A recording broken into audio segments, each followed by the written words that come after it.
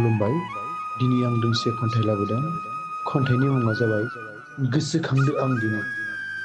खन्थाइखौ लिरदों बिथां सामिर बर' आरो खन्थाइखौ आवरायदों सामिर बर'आनो। जागायबाय।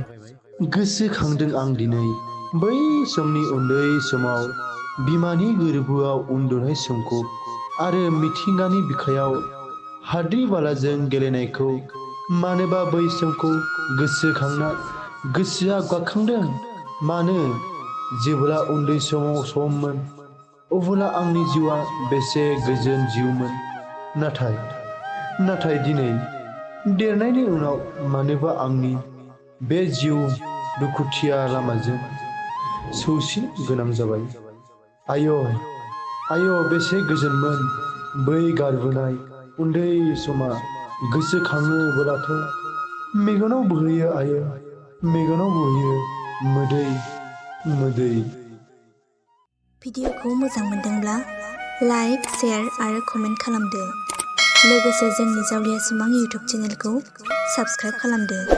आरो फेसबुकआव नायदोंब्ला जोंनि जावलिया सिमां फेसबुक पेजखौ लाइक, फल' खालामदो। एसेनोसै, गोजोन्थों।